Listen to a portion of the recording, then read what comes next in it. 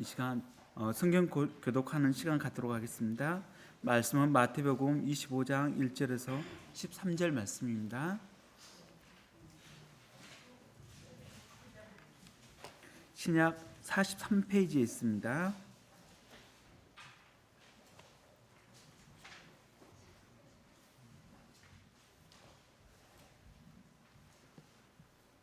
네, 다 찾으셨으면 한 절씩 교독하도록 하겠습니다. 그때 천국은 마치 등을 들고 신랑을 맞으러 나간 10 처녀와 같다 하리니 미련한 자들은 등을 가지되 기름을 가지지 아니하고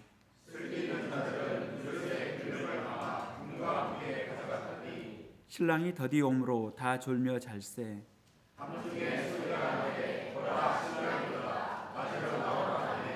이에 그 처녀들이 다 일어나 등을 준비할세.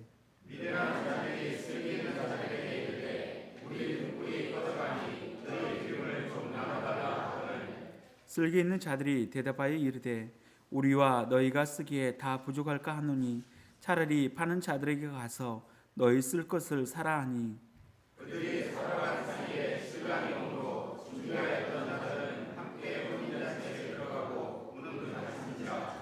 그 후에 남은 처녀들이 와서 이르되 주여 주여 우리에게 열어주소서. 대답하여 이르되 진실로 너희에게 이르노니 내가 너희를 알지 못하노라 하느니라. 함께 읽겠습니다. 그런즉 깨어 있으라 너희는 그날과 그때를 알지 못하느니라. 아멘. 이 시간 그런즉 깨어 있으라는 주제로 목사님께서 말씀 전해 주시겠습니다.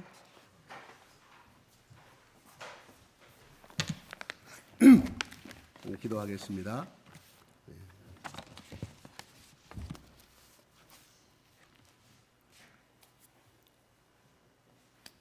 좋으신 아버지 하나님 감사합니다. 하나님께서 2024년도 새해 첫 주일예배를 저희 가운데 허락하여 주시고 하나님 저희 가운데 은혜 주시고 가장 좋은 것을 주기를 원하시는 아버지 하나님의 사랑이 이 시간에도 말씀이 선포되어질 때 우리의 상처받은 마음이 치유되게 하시며 우리의 절망된 마음이 소망을 갖게 하시며 우리의 한숨 든 이 한숨의 소리가 하나님을 찬양하는 한숨의 소리가 되게 하시며 아버지 하나님 2024년도에는 더 하나님을 소망하며 더 예수 그리스도를 사랑하고 더 예수 그리스도 때문에 더 예수님 때문에 예수님의 사랑 때문에 울며 사랑을 베푸는 하나님의 귀하고 합당한 자로 하나님 사용하여 주시옵소서. 예수 그리스도 이름으로 기도드리옵나이다. 아멘. 할렐루야. 할렐루야. 하나님 아버지 사랑합니다. 더 크게 한번. 아버지 사랑합니다.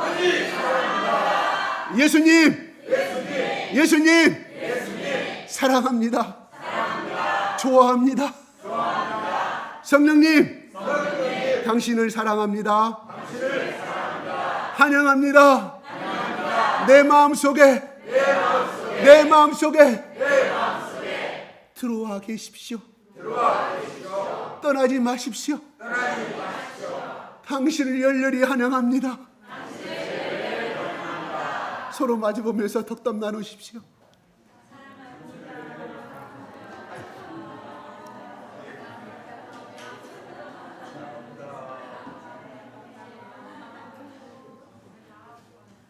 보고 싶었습니다.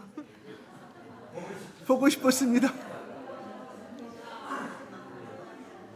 제가요 날마다 일주일마다 한 번씩 만나요. 일주일에 2번씩 만나는 목사들 모임이 있어요. 기도 모임이.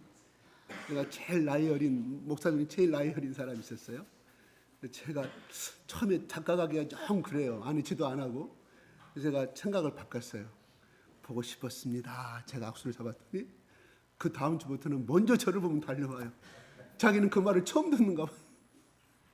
그 너무 사랑스러워서 마치 제 차에 수건이 좀 안 쓴 수건이 있었어요. 새 것이. 그래서 그놈을 싹 줬어요. 베트남 여인하고 사는 사람이에요. 베트남 선교를 목표를 두고. 그래서 또 마치 또 그 교회 사모님께서 큐를 저한테 몽땅 줬는데 그 큐를 제가 몽땅 그 사람한테 줬어요. 이미 그 사람도 한 보따리 받았는데 그 다음부터는 먼저 인사를 해요. 보고 싶었습니다. 이 말이 그에게는 굉장히 좋았. 내가 물어보지는 않아요. 않고 있어요 지금. 왜 지금까지 나를 모르겠는데 지금 나를 안 찾냐고 물어보고 싶은데 아마 그 말 한마디가 아마 그 사람 속에 성령께서 역사하시는 것 같아요. 예, 그래서 제가 그 말을 제가 쓰는 거예요. 다시 한번 보고 싶었습니다. 맞아.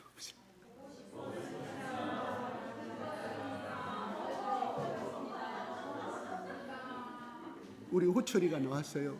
우리 지훈이 아빠도 나왔어요. 예, 진짜 좀 많이 보고 싶었다는 좀 뻥이고 자주 보고 싶었습니다. 예, 뒤에 한번 보고 우리 자주 보고 싶었습니다.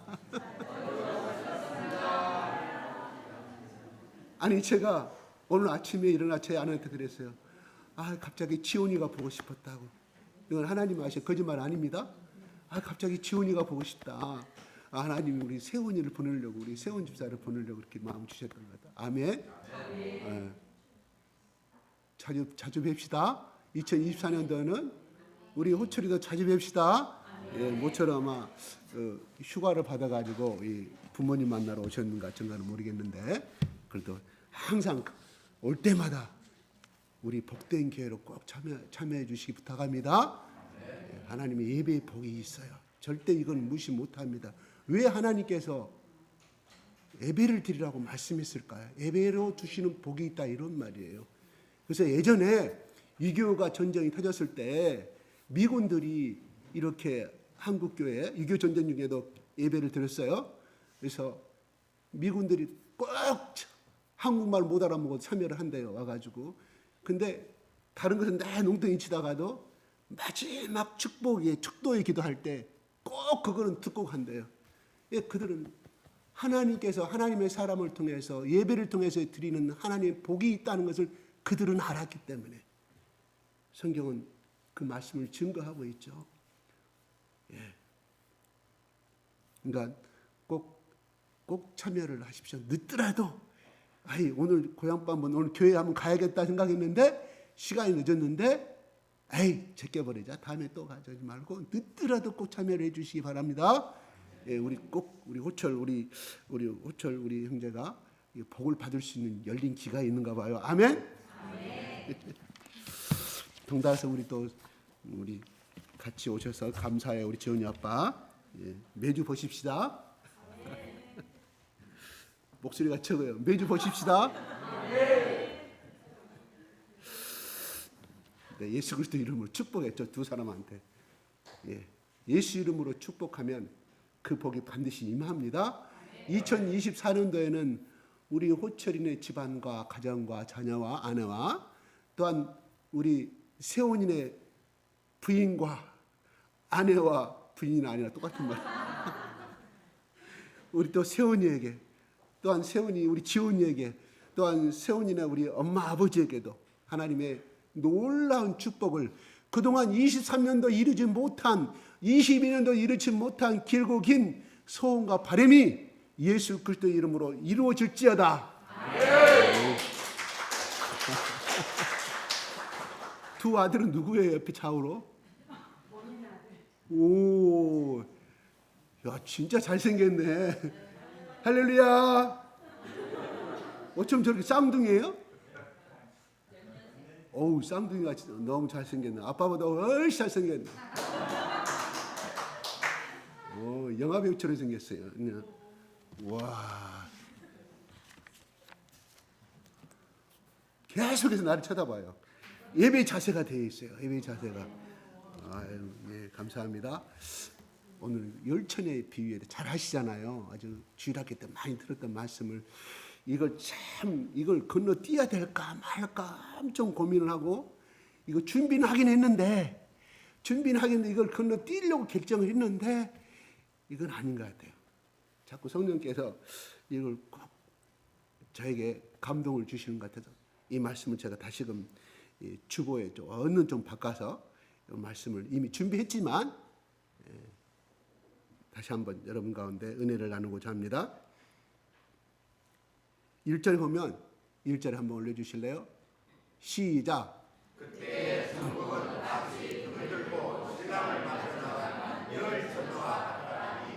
예. 천국의 비유를 말합니다. 천국은 마치 등을 들고 신랑을 맞으러 나간 열 처녀와 같다. 비유로 갑자요. 그때란 무슨 말이냐면, 그때라면 앞말을 지금 앞에 문장을 받고 있다는 뜻이거든요. 우리가 문장적으로 해석하면, 그러니까 뭐냐면 25장 44절을 보면 24장 44절에 이렇게 나옵니다. 이러므로 너희도 준비하고 있으라. 생각하지 않은 때에 인자가 오리라. 이런 말이에요. 그 앞말의 내용을 받고 있는 것이 구체적으로 한다면, 지적을 한다면 24장 44절 인자가 올 때, 인자가 올 때는 그런 결혼식 잔치가 우리 천국에 소유한다는 뜻이겠죠. 예수님이 다시금 재림을 말씀하시, 다시금 이 땅에 오심을 말하겠죠. 그럴 때 바로 등을 들고 간 열 처녀의 비유가 같다 말씀하시면서 말씀합니다. 누구를? 신랑을 맞으러 나간 열 처녀다 말씀하는 거예요. 그러면서 예수님이 말합니다. 그런데 그 중에 다섯은 미련하고 다섯은 슬기롭다고 이야기해요. 미련하다는 말은 무슨 뜻일까요? 우리가 어떨 때 미련하다는 말을 쓴가요? 네? 설명하지 않겠습니다. 미련하다는 말은 그냥 얼렁뚱땅하는 사람, 지혜롭지 못한 사람을 이야기하죠. 앞뒤가 막힌 사람을 이야기하죠. 슬기롭다는 뭐랄까요? 지혜롭고 총명한 사람, 지혜롭고 일을 잘 처리하는 사람, 지혜로운 삶에서는 준비성이 있는 사람 얘기합니다. 이게 정이에요.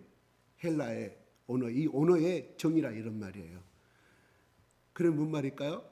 우리가 시험을 공부 잘하는 사람은 어때요? 평상시 때 공부를 해요. 평상시 때 뭔 말일까? 평상시 때 준비를 해놓는다는 사실이에요. 언제든지 교수가 학교 선생님이 준비 시험 보자 했을 때 언제든지 만점을 맞을 수 있는 준비를 해놓는 사람, 이런 사람이죠. 이게 오늘날 학교에서 공부 잘하는 사람은 슬기로운 처녀라고 볼 수 있겠죠. 슬기로운 남자라고 볼 수 있겠죠. 미루는 사람은 준비도 않고 있다가 알지도 못하고 있는 상태가 그날 날새게 하는 사람, 나 같은 사람. 아무튼 저 농담을 하였습니다. 그런데 3절에 보면은 미련한 자 5명은 등을 가지되 기름을 가지지 아니했습니다.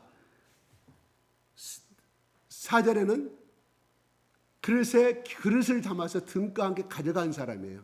그러니까 미련한 사람과 슬기로운 사람의 차이점이 뭘까요? 3절은 등을 가지고 가는 사람이에요. 그러니까 등을 켜서 밝힐 수 있는 등을 갖고 갔어요. 등을 계속해서 킬 수가 있는 사람이에요. 4절은 등을 계속 켤 수가 있는데 기름을 담을 수 있는 그릇을 추가로 미리서 준비해서 가지고 간 사람이다.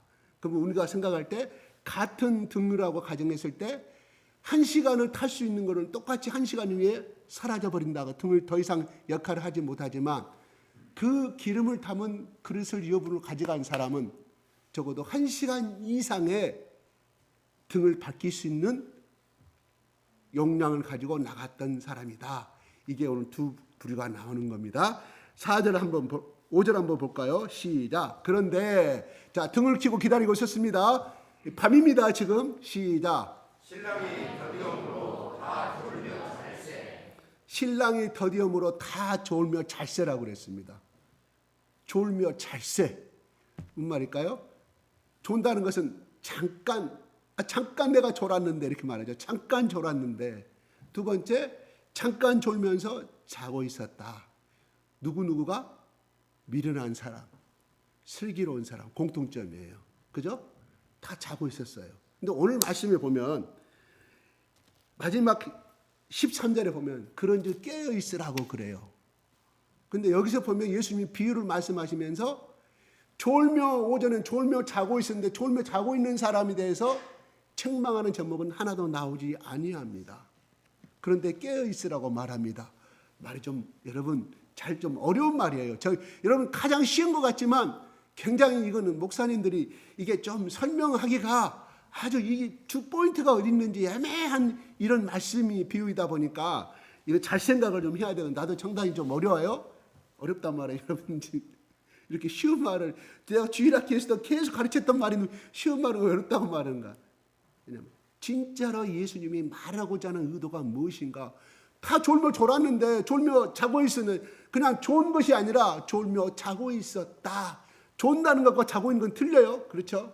존다는 잠깐 선잠 드는 것을 조는 것이죠. 기다리다가 신랑 아니면 남편이 오늘 출장 갔다가 12시 온다고 그러면 잠깐 밥상 차려놓고 잠깐 조는 것과 자는 것은 틀린 개념이에요. 근데 예수님이 뭐라고 말하냐? 졸며 자랐는데 슬기로운 처녀를 칭찬합니다. 그죠? 말이 좀 이렇게 조금 의원이 좀 잘 생각해 봐야 될 문장입니다. 그런데 밤중에 소리가 나되 그랬습니다. 보라, 신랑이 이르다 맞으러 나오라며. 여긴 지금 우리가 잘 알다시피 유태인의 이스라엘 나라의 결혼의 풍습을, 그 당시의 풍습을 가지고 예수님이 비유를 하고 있다, 이런 말이에요. 그러니까 마리아는 결혼한 사람이었습니까? 정혼한 사람이었습니까? 예수님을 잉태한 사람. 정혼이죠.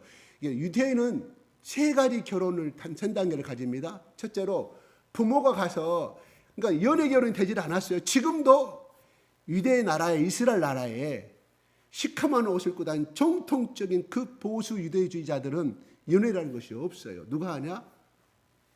부모와 부모가, 당신 딸 우리 아들하고 같이 이렇게 결혼하십시다. 그래서 약혼을 해요. 지금도 그렇게 하고 있습니다. 그 하시림이라는 그 부류가 이스라엘 백성들이 이스라엘 나라에 약 800만 명이 살고 있어요. 지금 전쟁이 일어나고 있는 나라에. 거기에 약 15%가 이 하시림의 역할을 하고 있어요. 전통적으로 그 일하고. 전주 말한 것처럼 남자들은 취직도 안 해. 누가 하냐? 부인이 나가서 일을 해요.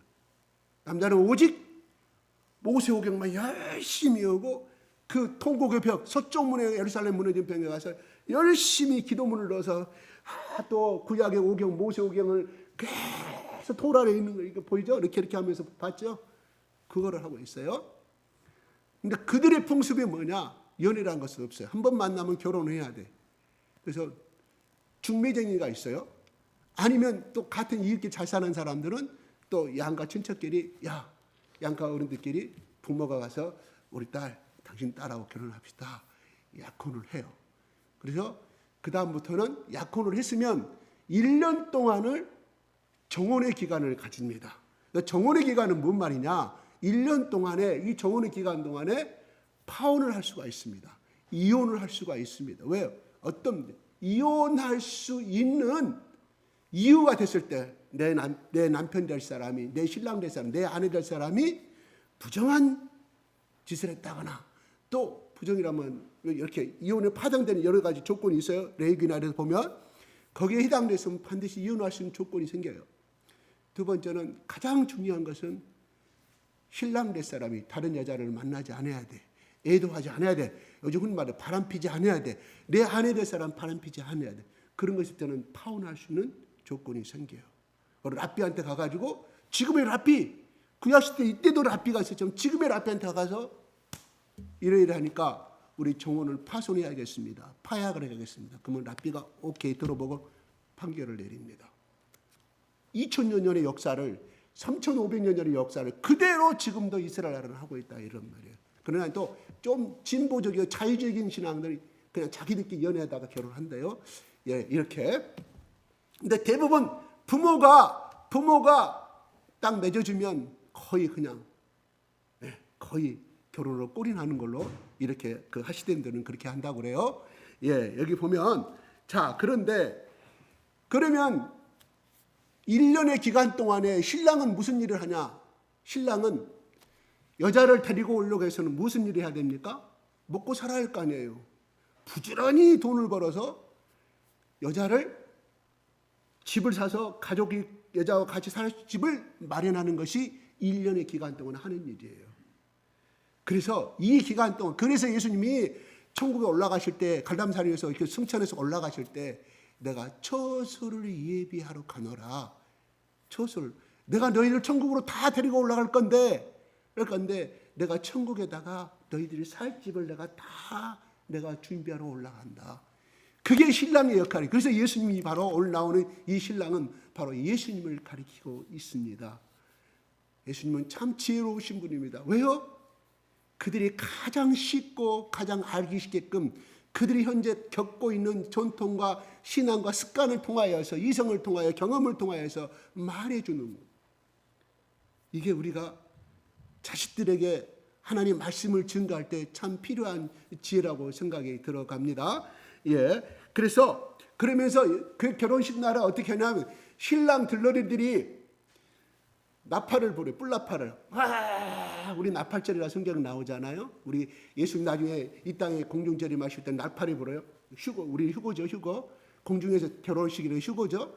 나팔을 확 불어요. 그러면 여기서 보면 여기들이 더디면 좋을세 밤중에 소리가 나대 보래. 이 소리라는 뭔 말이냐면 왁자지껄 소리도 아니지만 나팔 소리를 말하는 거예요. 빠! 야, 신랑이 납신다. 신부들아 들어라.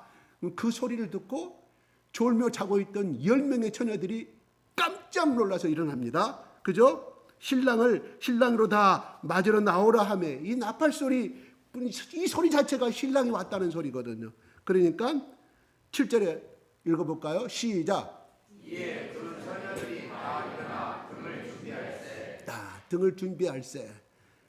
뭐 등을 옆에다 놔뒀든지 어디다 놔뒀든지 이렇게 해서 조는 순간에 기름이 많이 소모됐겠죠. 그것이 1시간이 됐든지 2시간이 됐든지 3시간이 됐든지 모른다 이런 말이에요. 이스라엘 나라는 3,500년 전에도 그렇고 지금에도 그렇고 밤중에 합니다. 밤중에. 첫째로는 조건상으로 그럴 수밖에 없는 게, 자, 우리는 토요일 날 내지는 우리 또 쉬는 날 내지는 국경일 날 내지는 또 우리 일요일 날 결혼하잖아요.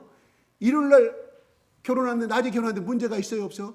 직장 다 하시니까 문제가 없어. 그런데 그들의 말은 소위 이야기하는 이 안식일 날은 그들은 어떤 일? 하나님께 예배드리는 날이에요. 말씀을 듣는 날이에요. 경건하게 하나님을 경배하는 날이에요. 그러니까 안식일 날 결혼할 수 있어요, 없어요? 결혼할 수 없다 이런 말이에요. 그러니까 평일밖에 안 돼. 언제 평일날? 낮에 하면 그때 당시 유목민 사회이기 때문에 농경사회이기 때문에 다 일 나가잖아요. 그래서 밤에 시작하는 거예요. 그리고 낮에 하면 한낮에 결혼식을 먹으면서 노래도 부르고 춤추고 하는 일주일 동안 결혼의 풍습이 이루어지는 건데, 즐거워하는 건데 이룰 수가 없잖아요, 환경적으로. 그래서 그렇게 한다는 것도 있고요.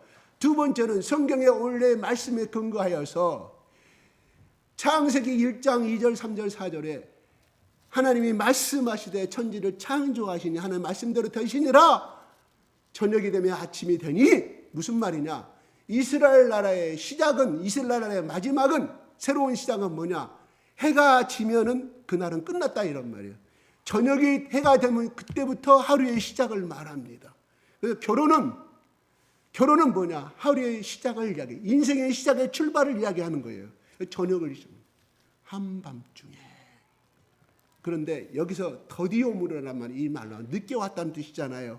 자기들 신부의 들러리들이 기다리고 있을 때 원하는 시간대 왔으면은 얼마나 좋겠습니까? 빨려고 느낀 건 신랑의 마음이에요. 더디 왔다는 무슨 말일까요? 내 관점에서, 기다리는 사람 관점에서 기다림의 늦음을 말하는 것이고요. 신랑의 관점에서는 무엇일까요? 신랑이 정한 시간에 왔다 이런 말이에요. 절대 늦음이 아닌 것입니다. 기다리는 이 관점에서 늦은 것뿐이지, 신랑의 관점 가장 적당한 때 모든 준비를 하고 모든 친구들을 데리고 와서 가장 알맞은 시간대에 왔다 이런 말입니다. 그러니까 더디 왔다는 개념은 틀려요. 어떤 관점이 주냐? 신랑의 관점에서는 적시적대 카이로스 때 왔던 것이고, 하나님의 시간대 오심을 이야기하는 것이고, 예수님의 시간대 오심을 이야기하는 것이거든요. 기다림의 사람한테는 늦었다 이런 말이에요. 틀려요. 그러니까 예수님이 지난주 24장의 말씀에, 예수님 그때가 그 시간이 언제입니까? 마지막 징조가 언제입니까? 내가 알 바 아니다. 그때와 그 기한은 내 아버지께서 정한 바라고 말하는, 아버지의, 우주의 아버지신, 나의 아버지신, 나 창조주 하나님이신 그 전능자 하나님의 시간이지. 그거는 뭘까? 빠름도 아니요 늦음도 아니요 하나님이 보시기에 우주의 주관자가 보신 창조자 하나님 보시 가장 적당한 때의 시간이에요.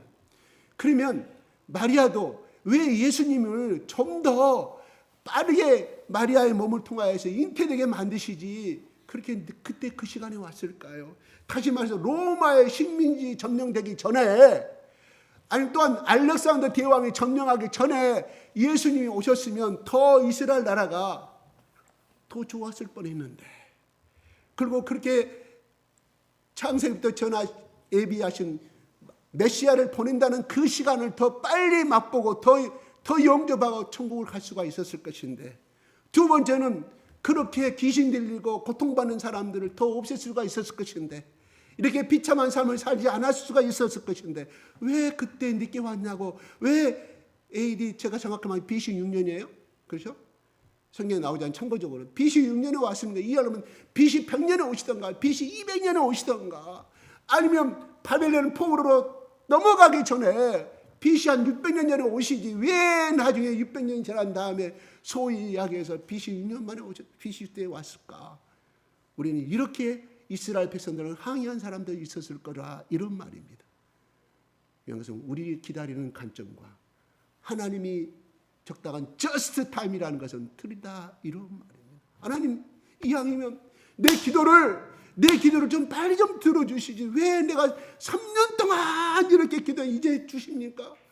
3년 전에 우리 주셨으면 우리 아버지도 구원받고 우리 어머니도 구원받고 우리 어머니가 그렇게 폐암 4기 동안 고통당하고 2차산 당진하고 있었는데 죽지는 않았을 것입니다. 우리는 또 이렇게 또한 애원할 수가 있습니다. 그렇게 또 원망의 기도를 드릴 수가 있습니다.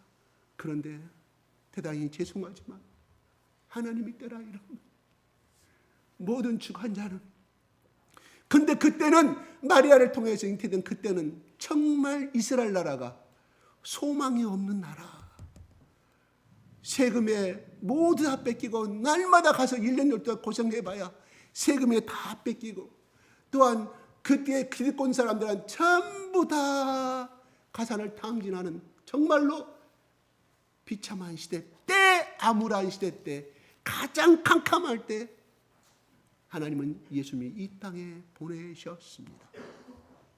그러므로 나의 기도가 안 들어준다고 절망하지 마십시다.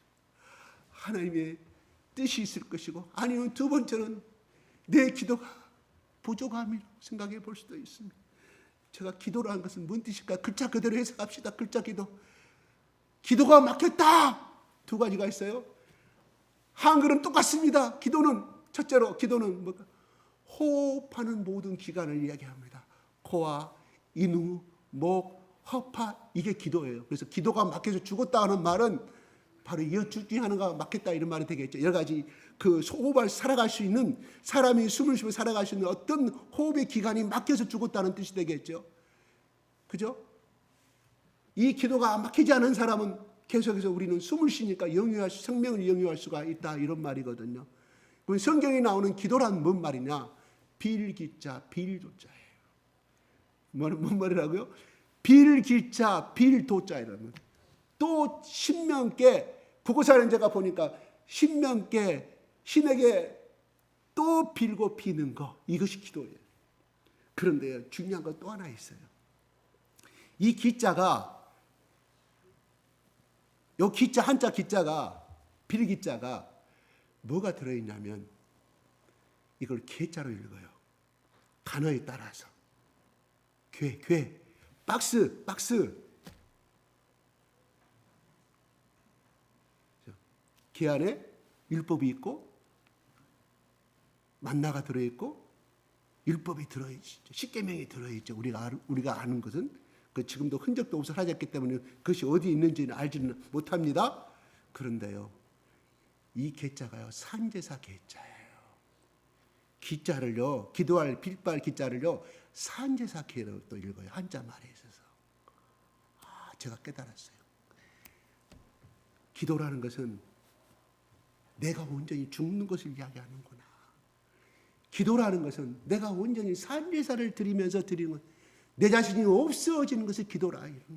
다시 말해서 하나님 안에서 내가 바라는 욕망을 다 죽여버리고 내가 바라는 어떤 이기적인 걸 다 버리고 이타심을 위해서 남을 배려하고 예수님을 위하여 기도하는 기도가 산제사의 기구나, 산제사 계구나. 이 말 처음 듣죠?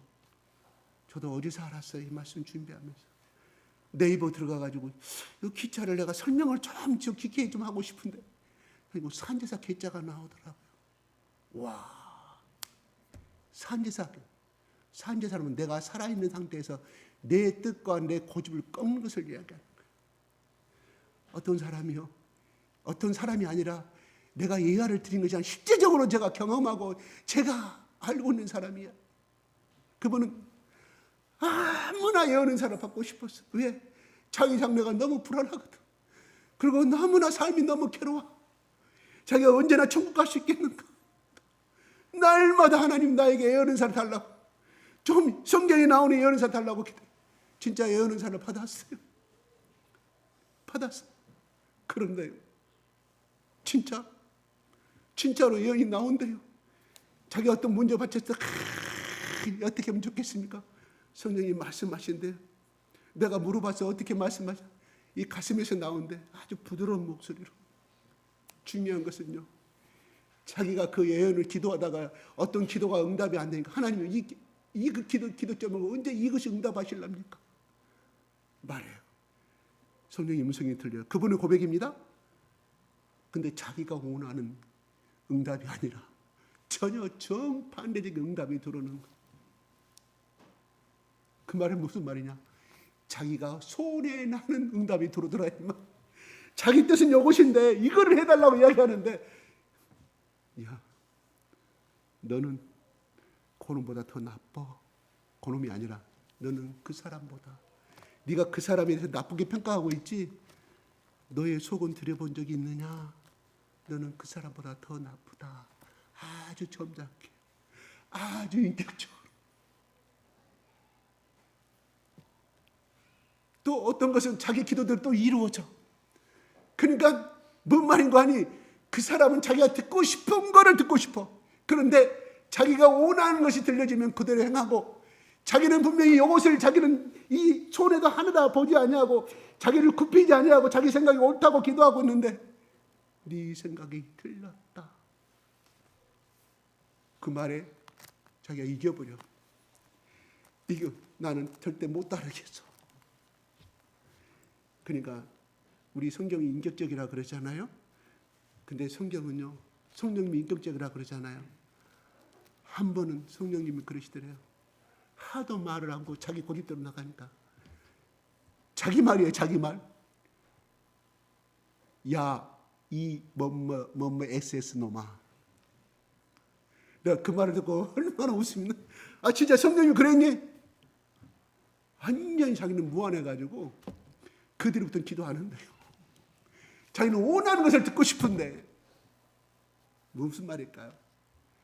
기도는 산제사라 이런 말이에요. 자기를 죽이는 거라 이런 말이에요.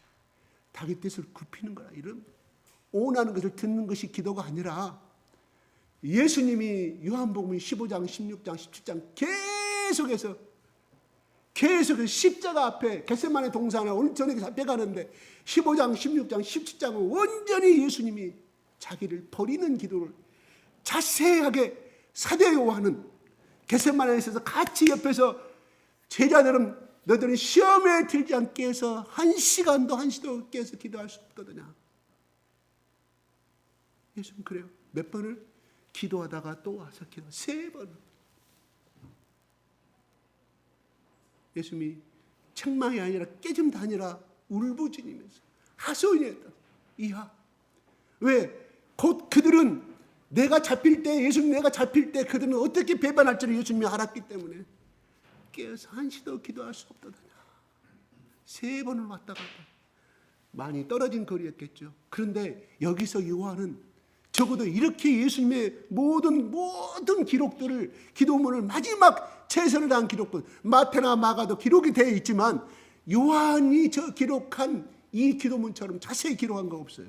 그 말은 뭔 말일까요? 요한만큼은 자기를 드러내지 않은 사람이었기 때문에 나는 깨어서 예수님이 그렇게 기도할 때 나는 다 기도서를 듣고 이렇게 기록한다고 성경은 기록하지 않으면 자기를 나타내지 아니합니다. 요한은 참으로 요한은 겸손한 사람이었어요. 그래서 자세하게 예수님의 울음과 예수님의 한순간 모든 것을 기록해 놓아 하나님의 아들 예수님도 기도를 통해서 자기를 버리는 삶, 자기를 온전히 낮추는 삶, 하나님이 왜 나를 이 땅에 보내셨는가 그 소명을 끝까지 지키기 위해서 그렇게 기도합니다. 그러면서 부탁해요. 하나님, 내가 이것을 하나님께서 나에게 아버지께서 나에게 주신 뜻을 이것을 버리지 않도록 내가 감당할 수 있도록 기도해 주십시오. 그러나 나는 내 마음은 나는 죽지 않고 싶습니다. 그 말이잖아요. 이 잔을 옮겨달란 말은 무슨 말? 나는 예수님도 그 고통을 알기 때문에 어떻게 매달려 죽어야 할지 알기 때문에 그 고통을 알았기 때문에 할 수만 있으면 하나님 꼭 이 방법이어야 됩니까?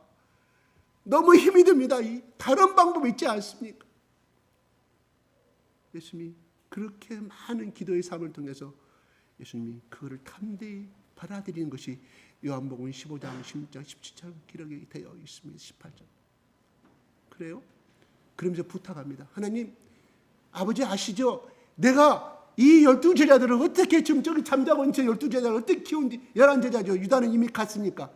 저 제자들을 내가 키우기 위해서 어떻게 내가 수고하고 어떻게 내가 공들였고 어떻게 저들과 같이 3년 반 동안 공생공락을 했다 하시죠. 하나님, 내가 이 땅에서 죽더라도 저들만은 꼭 하나님 하나도 떨어지지 아니하게 지켜달라고 기도하자.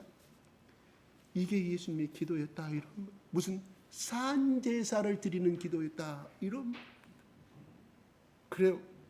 적어도 처음은 우리 저기 호철이 옆에 잘난 두 아들, 멋있는 두 아들이 있지만 저희들이 오늘 예배가 끝나자고 동시에 나가면서 아빠 나 배고파. 나 짜장면 먹고 싶어. 탕수육 먹고 싶어.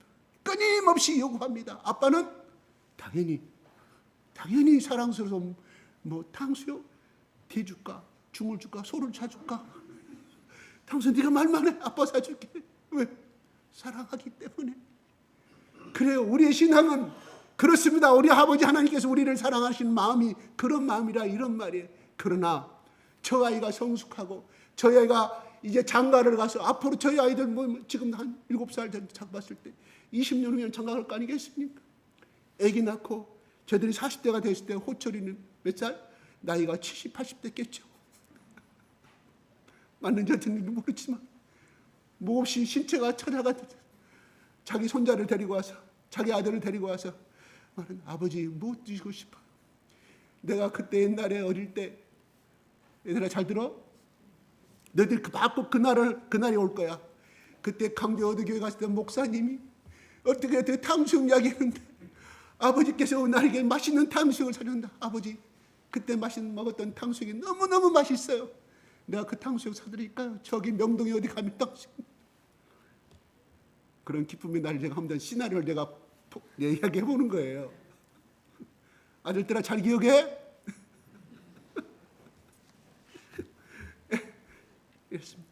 그래요. 우리의 신앙은 처음에는 그렇게 잘하는 거예요. 그냥 달라. 저 애가 성장이 되고 40대가 되고 그랬을 때 자기 아들들을 데리고 자기 딸을 데리고 자기 아버지 앞에 와서 아버지 드시고 싶은 것이 어떤 것입니까? 내가 맛있는 거 오늘 아버지 가십시다. 내가 오늘 보너스 탔고 내가 사업에 프로젝트를 받는데 내가 회사 사장으로부터 내가 큰 상금 보너스 내가 오늘 떴으니까 아버지 가십시다. 그리고 돌아온 길에 롯데호텔 거기 가서 멋진 내가 옷을 내가 겨울에 멋진 옷 코트를 사드립니다. 호철이 마음이 어떨까요? 뿅 가는 거죠. 뿅. 내 아들 내가 잘 키웠구나. 내가 자식 키운 보람이 있구나. 하나님도 그렇다. 우리 아버지 하나님도 그런 사람이라 이런 말이에요. 오늘 제가 여기서 예수님 말씀합니다. 깨어서 있으라. 너희는 그날과 그때를 알지 못하리라고 말. 깨어 있으라. 아니 자고 있는데 깨어 있으란 말이 맞는 말인가요? 슬기로운 처녀들은 다셨으면 무슨 말일까요? 깨어 있다는 말은 여기서 그릇을 하나 더 준비해서 기름을 주면 기름은 바로 성령을 의미하는 거예요. 바로 뭘까요? 성령은 옛날부터 기름 부은 자, 메시아라는 뜻이 무엇일까요? 기름을 부은 자, 기름 부어진 자를 이야기하는 겁니다. 예수님은 기름 부어진 자로 이 땅에 왔습니다. 기름 부어진 자, 그때 대제사장이나 제사장만이 임명을 받을 때 기름을 부었다 이런 말.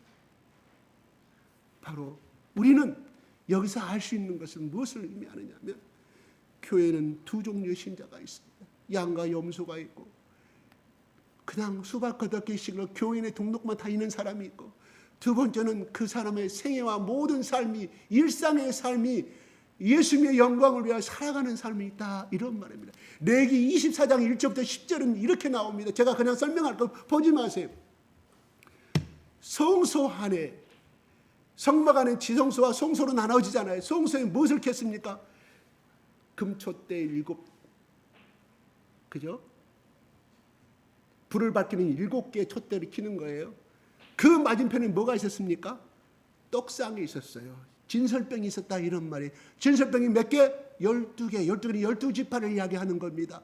그러면 여러분, 우리가 레기, 우리 출애굽기 다 민수기 배웠지만 성막은 어떻게 되어 있어요? 제일 마지막 위에는 뭐가 있습니까?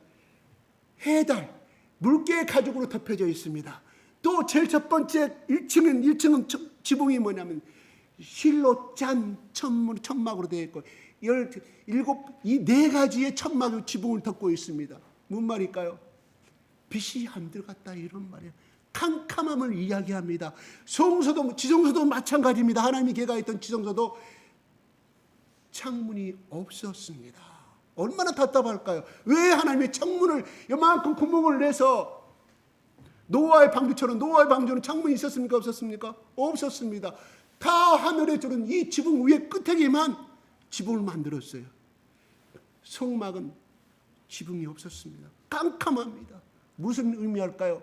캄캄함은 무엇을 의미할까? 오늘 밤중에 결혼식이 이루어집니다. 무엇을 의미할까? 혼돈과 혼란과 제약의 세계를 의미해 주고 있습니다. 지성소의 등잔등을 켜라는 것은 뭘까? 세상에 밝히는 역할을 하라, 이러면 누구를 봐? 진설병을 봐. 그 등잔불이 있어야만이 떡을 차리고 어떤 제사장 어떤 그 일을 할 수 있을 거 아니겠습니까?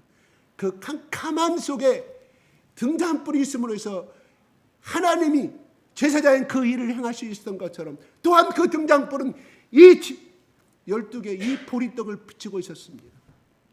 뭔 말일까요? 예수님이 말합니다. 요한복음 6장에 나는 하늘에서 내려온 생명의 떡이라고 말씀합니다. 나는 떡이니라. 하늘에서 내려온 생명의 떡이니라. 그리고 이 12개는 안식일날 12개의 새롭게 떡이 진상에 가게 됩니다. 근데 그 12개는 누가 먹냐? 제사를 섬기던 제사장들이 먹습니다. 어디 가서 먹냐? 그걸 가져가 집으로 밖으로 가서 먹는 것이 아니라 성막들에서 먹는 것도 아닙니다. 집으로 가지고 와서 가족들로 나눠 먹으면 얼마나 좋겠습니까? 하나님이 말씀합니다. 성소 안에서 먹어라, 성막 안에서 먹으라고 말씀합니다. 뭐를 말할까요? 너희는 거룩한 성령의 정이다. 너희 몸은 우리 속에 예수 그리스도의 성막이 거하는 성전인 줄 믿으시기 바랍니다. 마찬가지입니다. 그 등잔불은 무엇을 의미하느냐? 마태복음 5장 14절에 등잔불을 제가 등경 밑에 놓은 것이 없지 않느냐? 등경 위에 둬서 모든 주의 사람을 밝게 해서 빛을 드러내는 것처럼, 야 너희들아, 너희 속에 예수 그리스도의 빛이 있다고 하면 이 어둠의 세상 속에서 그냥 잘 먹고 잘 살아는 것이 아니라 바로 예수 그리스도의 빛을 비치는 자가 되라는 말씀입니다. 바로 여기서 깨어있다는 것은 무엇을 의미할까요? 바로 기름을 갖고 있는, 여분의 기름을 갖고 있는 사람을 말합니다. 더 나아가서는 바로 성령의 충만함을 삶을 이야기한다, 이 말입니다. 기도하는 것은 나를 포기하는 것입니다. 나의 산제사를 드리는 것입니다. 누가 산제사를 드렸을 때 하나님이 받으십니다. 바로 성령은 어디서부터 왔습니까? 하나님께로부터 왔습니다. 바로 우리가 숨을 쉰다는 것은 그 사람이 생명에 있다는 것입니다. 그래요. 기도는 우리가 잘 알다시피 생명의 호흡입니다. 그 사람이 기도한다는 것, 기도하고 살아가고 있다는 것은 그 사람은 영이 살아있음을 이야기합니다. 여러분, 10명의 처녀들이 날이 일하고 부모님 일 가서 도와주고 가정일을 하고 또 유목민의 삶을 살고 농경사의 삶을 살거나 저녁에 얼마나 피곤하겠습니까? 잠자는 것은 정상이에요. 그래서 여기서 예수님은 말합니다. 그를 졸며 잠자는 것에서 게으른 자라고 말씀하지 아니합니다. 그중에 왜 5명의 사람은 바로 결혼식 신랑을 맞이하여서 결혼식 잔치에 참여해서 결혼식 문이 그 문이 닫힌과 동시에 나머지 슬기로운 처녀들은 5명의 처녀들은 어떻게 기름을 사고 이야기합니다. 야, 5명의 처녀들한테 얘기합니다. 우리 기름 없으니까 기름 좀 나눠주라. 뭐라고 말해요? 그 한번 볼까요? 8절에 시작.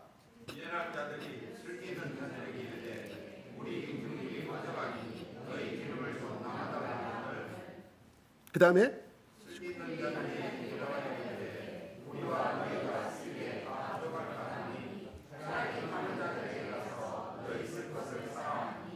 여러분 여기서 우리 조금 이상하지 않습니까? 이 문장에 8절하고 9절하고 어떤 생각이 들어갈까요? 어떤 생각이 들어가요? 좀 야박하지 않나요? 글자 그대로 해석하자고요. 여러분 보겠습니다. 이 문장이 과연 슬기로운 처녀들이 야박하게 야 우리 쓸 것밖에 없다. 너는 가서 사갖고 와라. 밤중에. 그런데요. 밤중에 기름을 파는 곳이 있었을까요? 없었을까요? 있었습니다. 왜냐하면 그 당시 동네는 다 누가 결혼하면 다 알아. 그래서 기름 파는 곳은 24시간 결혼식 하는 날이면 24시간 열었다고 그래요. 그게 유대인의 전통이었다고 그럽니다. 그래요. 사갖고 오는 거 맞지요? 그건 좀 나눠주면 안 될까요? 너무 야박하지 않나요? 그렇죠. 왜? 가난한 자에 도와주고 없는 자에 나눠주는 삶인데 고아와 가문이 살아가는데 예수님은 이 슬기로운 5 처녀를 갖다가 슬기로운 사람으로 칭찬하면서 꾸짖지 아니합니다. 말이 틀리지 않나요? 무엇을 의미하냐면 글자 이걸 갖다가 원문 그대로 해석하면 이 내용을 말하고자 하는 뜻을 알아야 돼요. 무슨 말이냐? 무슨 말이냐? 구원과 천국과 지옥 가는 것은 본인의 심는 것에 따라 달려있다 이런 말이에요. 본인의 1:1 관계. 우리 아버지가 많이 심었으니까 우리 아버지가 장로로 목사로서 많이 심었으니 나는 적당히 믿어도 돼. 나는 천국이 이미 예약되어 있어. 이런 말이 아니라 바로 예수님은 하나님과 1:1 관계를 이야기하는 거예요. 구원의 문에서는 그것이 우리가 천국 문에 들어가기 전에 야 내가 심었던 것, 내가 살아생전에 예수님 때문에 심었던 것을 나눌 수 있는 것이 아니라 이런 말이에요. 상급은 하나님과 나와의 1:1과 절대적인 하나님이 주시는 거지 내가 이 사람에게 하나님 나는 너무 집이 좋아요. 너무 상급이 많아요. 나는 적과할 수 있는 것이 넘쳐요. 그러니 이 친구 오늘 천국문에 닫지 마시고 좀 열어주시면 안 될까요? 내가 이 친구한테 내가 했던 걸 좀 50% 나눠줬으니. 미련한 처녀들은 여기서 혼인잔치에 들어가지만 문은 닫히게 됩니다. 주여 주여 11절에 우리 문 좀 열어달라고 혼인잔치에 예수님과 재림의 공중잔치를 이야기하는 겁니다. 휴고를 이야기하는 겁니다. 그래서 열어달라고 하지만 이르시되 내가 너희를 알지 못하노라. 와, 이게 여러분 결정적인 거예요. 알지 못한다고 이야기합니다. 자기를 기다려줬지 않아요. 어떻든 간에 미련한 이 기름을 온전히 100% 준비하지 못했지만 기다려줬지 않아요. 예수님이 야박하게 신랑은 끄서버립니다. 이게 천국에 들어가는 조건이옵시다. 그러므로 이거 따지면 무엇을 의미할까요? 한 번 구원은 영원한 구원이 이것이 과연 맞을 수 있냐 하는 것이에요. 유다도 예수 그리스도 앞에 선택받았잖아요. 유다도 그도 능력을 해냈어요. 예수님께서 임파테이션 주시니까 그 능력을 받아가지고 그가 귀신도 쫓아내고 예수님 12제 다 쫓아냈잖아요. 유다는 버림받았습니다. 여러분 한 번 구원이 영원한 구원이라는 이 말이 과연 내가 천국 가서 물어봐야 될 문제지만 보통 우리 장로교에서는 그렇게 하겠습니다. 한 번 구원이 영원한 구원. 아니다. 다른 또 교단에서는 그렇게 합니다. 그것이 아니라 깨어서 기도하고 내가 예수님 앞에 들어갈 수 있는 조건이 성립되어 있을 때만이 천국에 들어갈 수 있다. 나는 이것도 맞고 저것도 다 맞은 것 같아요. 그러나 저는 장로교회 목사이기 때문에 그냥 칼빈주의로 저는 하는 수밖에 없습니다. 그러나 마지막에 정답은 뭐냐? 그 키는 예수님이 가지고 있습니다. 적어도 오늘 말씀 보면은 적어도 이 사람들도 신랑과 같이 들러리 서기 위해서 나왔던 사람이에요. 예수님을 기다렸던 사람이 신랑을 기다렸던 사람인데 못 갑니다. 제 말이 틀렸습니까? 한 번 구원이 영원한 구원이란 말이 맞을 수 있을까? 이 말에 적어도 근거에서 말한다고 하면 12제자 중에 유다는 버림받았다 이런 말이에요. 사울도 버림받았어. 사울왕도. 맞을 수 있을까요? 바로 깨어서 기도하라. 2024년도 새롭게 되었으면 지금까지도 문제 없었으니 2024년도 그렇게 살자는 그런 것보다는 우리가 더 깨어서 기도하는 사람이 됐으면 좋겠습니다. 어떻게? 내가 깨어서 있는 것은 무엇을 의미하면 내가 오늘 하루를 어떤 분이 이렇게 어떤 목사님이 저한테 10년을 신앙생활 교회 다니는 것보다 10분을 기도하는 것이 효력이 크다고 이야기합니다. 뭔 말일까요? 내가 10분간 하나님의 전력을 다해 기도하는 건 내가 무릎을 꿇는 것을 이야기하는 것이고 하나님의 주권의 통치를 인정하는 것을 말하고 하나님의 예수님이 나의 주님을 인정하는 것을 이야기하는 것이에요. 그런데 한 번도 무릎 꿇고 정식으로 기도하지 않은 사람이 어떻게 하나님을 나의 주인이요 예수님이 나의 신랑으로 말할 수 있냐 이런 말입니다. 그걸로 우리의 믿음을 체크해봐서 그러므로 고린도서 12장에 너희는 섰는 줄로 자만하지 말라. 너를 시험하러 바울은 그랬어요. 너희가 온전히 서 있는지 바로 예수 그리스도가 너희 안에 온전히 너의 주인이시고 너의 구세주시고 너의 인생을 책임지는 생명의 주인이시냐 바울은 체크하라고 말씀합니다. 우리 2023년도 어떻게 살아오셨습니까? 제가 보기에는 우리 교인들 다 거의 천국에 갈 수 있는 다 조건을 갖췄다고 생각합니다. 다른 교회는 모르겠습니다. 다 그렇게 열심히 살아왔음을 얘기합니다. 오늘 2024년도에 왜 하나님이 이 말씀을 나에게 건너뛰지 말라고 한 것인지 제가 깨달아 알 수 있게 좀 더 우리가 기름을 붓는 생활을 하자. 2024년 겨우겨우 살아왔으면 여러분은 압니다. 어떤 열심히 살아온 사람 압니다. 너의 삶이 너무 힘들어서 우리 어머니한테 어제 전화했습니다. 엄마 시살이었어요? 아니다. 나 텔레비 보고 TV 보고 들어놓여 있다 네 전화 받는다. 엄마 돼지 보쌈 먹으러 갑시다. 우리 엄마가 이빨이 나쁘니까 보쌈이 더 멋있겠잖아요. 어머니 좀 같이 가시. 내가 좀 모시고 갈게. 시끄럽다 끊자. 내가 빨리빨리 죽고 싶은 내가 먹어서 뭐한디. 나는 빨리 죽고 싶다.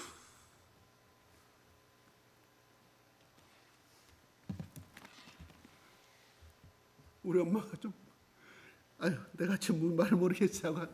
우리의 신앙 24년도에는 좀 더 깨어서 우리가 23년도 잘 살아오셨습니다. 22년도 잘 살아오셨습니다. 우리 엄마 내가 이제 우리 엄마 이야기 꺼낸 이유가 있어요. 내가 매일매일 삶이 내가 몸이 아파 죽겠는데 고통 말고 내가 매일매일 내가 힘들어 죽고 아파 죽겠는데 내가 천국 갈 준비를 내가 어떻게 기도한다냐? 천국 가도록 하나님께 내가 어떻게 기도한다냐? 그렇게 말합니다. 내가 한 가지 사실께서 너무 자기 몸이 힘들고 아파버리면 기도도 안 나오는구나. 우리 엄마 기준으로 이야기하는 거예요. 엄마 그럴수록 더 기도하셔야죠. 시끄럽다 끊자. 내 책임이죠. 우리 엄마한테 우리 엄마 믿음 없을 내가 말할 수 없잖아요. 그렇게 되도록 놔둔 내 자식이 책임이죠. 그렇습니다. 우리 이양에 교회 다니고 또 하나 이 말씀하고 마치겠습니다. 제가 50분이 끝나려고 했는데 10분 지나버렸어요. 주일학교 어린아이가 자기 학교 선생님이 주일학교 선생님 너무 은혜스러운 말. 우리는 여러분 천국을 준비하는 여러분 날마다 기도하시고 여러분 학교 공부할 때도 나쁜 짓 하지 않고 날마다 깨어서 기도하는 것이 여러분 준비하는 거예요. 옆에 친구도 공책도 뜯지 마시고 연필도 훔치지 마세요. 기쁜 마음으로 왔어요. 기쁜 마음. 엄마 나 주일학교 가니까 천국을 준비하래. 그래서 기도 올해부터 나 기도 열심히 하기로 했어. 천국을 준비하래. 그래 그 말을 저는 엄마가 이야기합니다. 교인 집사님 이야기합니다. 우와 우리 아들 잘했네. 우리 아들 또 어쩌면 촉배 계속 다녀라. 그 선생님 누구냐. 근데 엄마 나 이상한 것이 있는데 엄마 계절만 되면 봄에 놀러 간다고 친구들하고 열심히 화장도 옷도 준비하고 가을이 가면 단풍 준비해 간다고 설악산 간다고 열심히 준비하고 다녀오시고 작년에는 제주도 다녀오시고 또 올 초에는 또 동해안 바다 본다고 열심히 준비하고 다녀오시는데 엄마는 왜 천국 갈 준비를 하지 않아요? 그 엄마의 고백이에요. 찔림을 받았다는 거예요. 하나님은 성령의 음성을 통해서 들려주는 것도 있지만 아들의 음성을 통해서 우리에게 필요한 것을, 꼭 필요한 것을 들려준다. 자, 내가 이 아들이 이미 다 커버렸구나. 내가 어리다고 내가 생각했는데 우리 아들의 눈을 통해서, 하나님 내 아들을 통해서 나에게 천국을 준비시고 필요한 말씀을 충고하시는구나 깨달아요. 그래서 목사님 앞에서 사실은 제가 어이구 집사님 어쩐 일이십니까? 아들은 그동안 잘 나온 집사님 1년만 나오신데 어쩐 일? 사실은 목사님 제가 고백할 것인데 우리 아들이 와가 지난주에 이렇게 이거 하나님이 나를 부르시는 음성에 제가 금년부터 열심히 내가 교회 봉사하고 예수님을 향하여 새롭게 내가 믿음에 도전하겠습니다. 아이고 집사님 기도하고 있었으면 잘 오셨습니다. 절대 늦지 않았습니다. 잘 오셨습니다. 우리 새롭게 금년도 한번 새롭게 우리 집사님 가정에 하나님께서 원하는 축복을 주실 줄로 믿습니다. 원하는 축복을 했대요. 우리 2024년도 그렇게 해보십시다. 동해물과 백두산이 또 동해에 떠오른 태양이 우리에게 복을 줍니까? 피조물이에요. 저 무등산에 우리에게 복을 줍니까? 네? 저 어떤 노출산이 우리에게 복을 줘요? 아니, 또 피조물이에요. 피조물은 뭐예요? 피조물 중에 우리가 제일 하나님 앞에, 우리는 저 피조물이 우리의 영광을 위해서 주신 거예요. 하나님이 저 무등산도, 저 백두산도, 저 동해물과 저 해운대도 마찬가지. 우리를 위해서 마음껏 누리를 줬다 이러면. 근데 우리는 거기 가서 새 마리가 12월 30일 열심히 하나님이 얼마나 싫어. 여러분 우상을 숭배하는 거예요. 전쟁에 들어가서 그것이 아니라 벌써 그 자체가 우상을 숭배하는 거잖아요. 하고 태양을 보고 떠오른 동해안 태양을 보고 빌어. 그게 하나님의 제일 싫어하는 거예요. 우상. 그래서 출애굽 시대에 그냥 도둑질하고 이런 것은 놔뒀지만 우상을 숭배하면 그 3만 5천 명을 죽여버렸잖아요. 나의 다른 신을 섬기지 말라. 새롭게 우리 속에 아직도 버리지 못한 거 있습니까? 우리가 회개하시기 바랍니다. 회개하십시다. 그 어떻게 기도하는 것은 뭐예요? 생명이 있다는 뜻이죠. 생명이 있는 것은 움직입니다. 생명이 있는 것은 부지런히 일을 합니다. 생명이 있는 것은 가정을 책임지는 사람입니다. 아멘. 우리 24년도에는 우리 모두가 한 사람도 나감없이 2024년 12월 말 신앙의 고백을 할 때 내가 12월 초에 1월 7일 날 예배를 드리는데 깨어있으라고 해서 그 말씀 내가 순종해가지고 내가 슬기로운 처녀 기름을 준비하는 내가 성령의 충만함을 살았더니 성령께서 나를 지배해서 성령께서 나를 필요한 대로 움직여 가시더라. 나를 쓰시더라. 성령님 내 감정을 지배하시더라. 순종하였더니 지난 1년 동안 이렇게 살았더니 우리 가정에 우리 자녀에 이런 복을 주셨다고 간증하는 축복도 우리 교회가 되며 또한 축복도 우리 모든 교회가 되시며 복된 교회가 될 수 있도록 예수 그리스도 이름으로 축복드립니다. 기도하겠습니다. 하나님 아버지 감사합니다.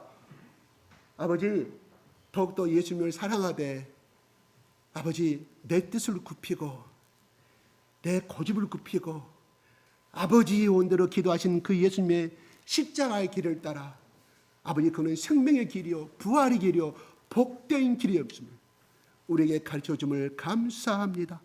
우리가 하나님 앞에 고개 숙이고 예수님의 십자가에 무릎 꿇는 것은 아버지 하나님 내 영광을 누리기보다는 하나님의 영광을 위한 삶인데 그게 바로 아버지 하나님 우리를 높이시고 모든 사람들이 우리의 잘됨을 하나님께서 우리에게 함께 하심을 말미암아 예수 그리스도의 우리의 기름 부으심을 말미암아 우리 자녀가 잘되고 우리의 삶이 잘되고 우리의 사업이 잘되고 우리의 가정이 축복받음으로 인하여 아버지 하나님 모든 사람들로 예수 그리스도의 빛과 영광을 보게 하셔 주시옵소서. 감사와 찬양을 돌려드리며 우리 주 예수 그리스도 이름으로 기도드리옵나이다. 아멘.